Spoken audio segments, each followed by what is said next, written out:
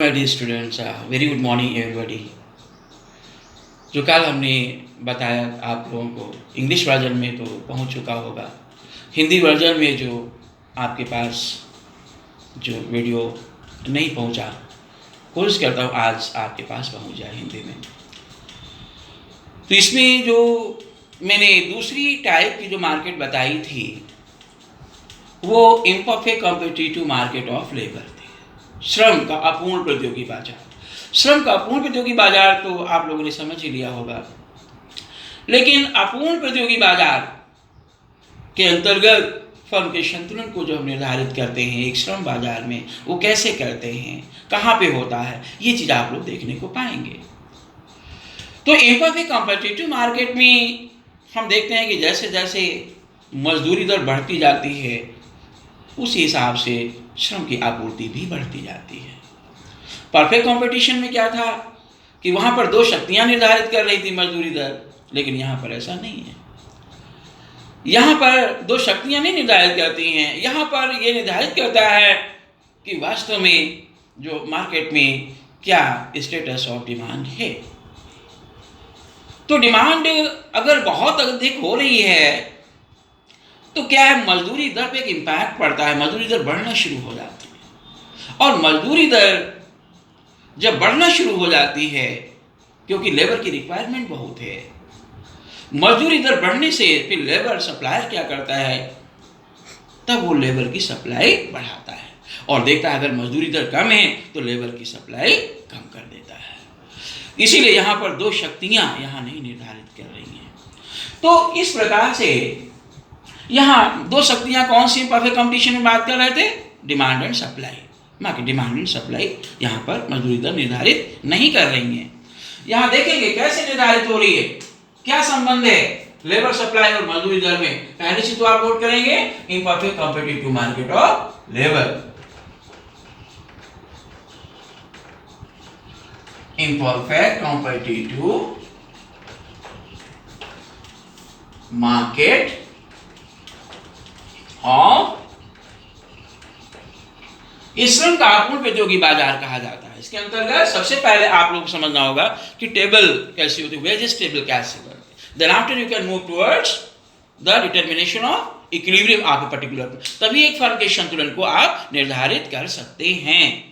तो देखिए wages table कैसे होती है। So under the first column units of labour, श्रम की इकाइयां। Under the next column total wages, कुल मजदूरी। देन एवरेज वेजेस, औसत मजदूरी। देन मार्जिनल वेजेस, सीमांत मजदूरी।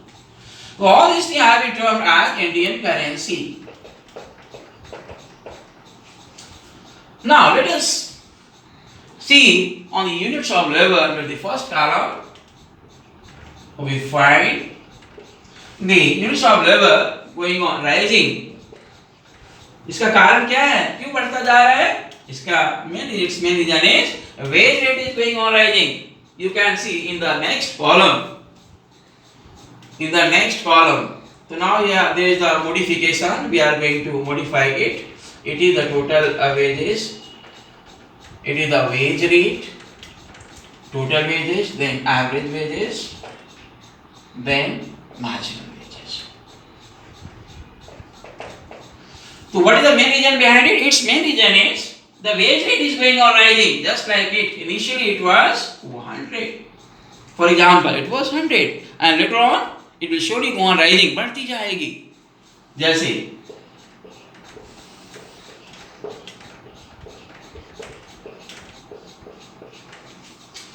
देखिए इस क्यों लेबर सप्लाई क्यों बढ़ रही है, क्या रीजन है? इसका रीजन है कि मजदूरी दर बढ़ती जा रही है। तो यहाँ पर हम कैसा संबंध पाते हैं,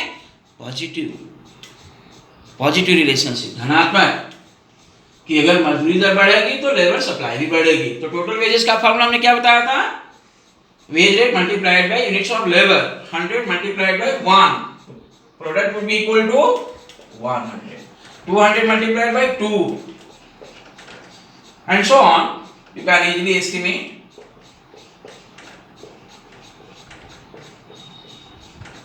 Right. Next, how to calculate the average wages? औसत मजदूरी कैसे निकालेंगे? औसत मजदूरी total wages divided by units of labour, 100 divided by 1 क्या आएगा 100, 400 डिवाइडेड बाय 2 क्या आएगा 200, then 300. In this way you can easily estimate and so on. Marginal wages का फॉर्मूला पहले भी हमने बताया था, आज फिर उसको रिपीट कर रहा हूं. Marginal wages at the nth unit is equal to total wages at nth unit minus total wages nth minus 1 unit. आप देखिए टोटल वेजेस पे फोकस कीजिए. तो initially 100 will remain same. Later on 400 minus 100 is equal to 300.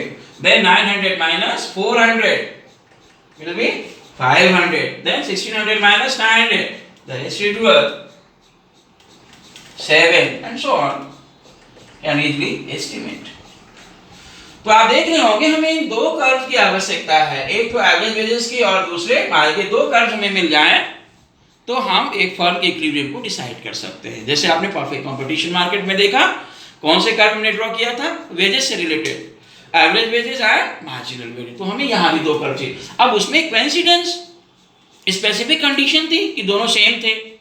Table देखो, उनमें average wages marginal wages सब same है, इसीलिए वो कर्व सेम था, स्थिर था, इसीलिए पैरेलल टू एक्स एक्सिस था, समानांतर था. किसके? एक्स एक्सिस के, या क्षैतिज रेखा के रूप में था. लेकिन यहाँ ऐसा नहीं होगा क्योंकि यहाँ पर कांस्टेंट नहीं है. देखिए दोनों चीजें बढ़ती हुई जा रही हैं. दो कर्व्स में अलग अलग मिले क्योंकि इनकी वैल्यूज अलग अलग है. स्टार्टिंग में तो सेम है, लेकिन इसके बाद जरा देखो तो मार्जिनल वेजेस की जो वैल्यूज हैं वो बड़ी हैं और एवरेज वेजेस की छोटी हैं. और बड़ी एक इंपॉर्टेंट चीज है कि अगर एवरेज वेजेस जिस भी रेट से बढ़ रहा होगा उसके जस्ट डबल स्पीड से रेट से हमारा मार्जिन वेजेस बढ़ता है. जैसे आप देख रहे हैं कि अगर ये 100 से बढ़ रहा है, जैसे 200 300 400 500, कितनी दर से बढ़ रहा है? 100 से 100 से. तो ये 2 गुना 200 से बढ़ेगा. देखो 200 से बढ़ रहा है, 200 जोड़ा 300 हो गया, 300 फिर 200 जोड़ो कितना हो गया 500. तो 200 की रेट से बढ़ रहा है. अगर ये 200 की रेट से बढ़ता तो ये 400 की रेट से बढ़ता. तो इसीलिए मैंने कहा कि जो सीमांत मजदूरी है वो एवरेज औसत मजदूरी की तुलना में 2 गुनी दर से बढ़ती है. तो now here we have solve your the important queries, technical query related to the rate, rising rate. अब यहां पर हम फर्म के संतुलन पे आएंगे. तो now we have value to x and y. So the units of labour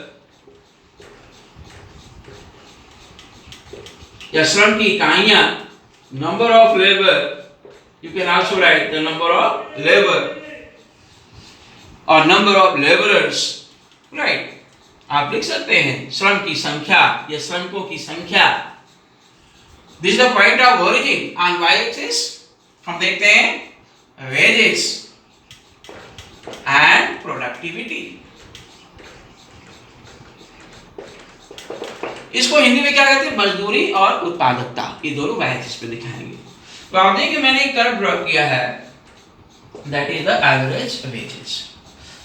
ये आप देख रहे हैं ये बाएं से दाएं ऊपर की ओर क्यों जा रहा है? देखिए एवरेज वेजेस के कॉलम को, क्योंकि इसकी वैल्यू बढ़ती भी जा रही है.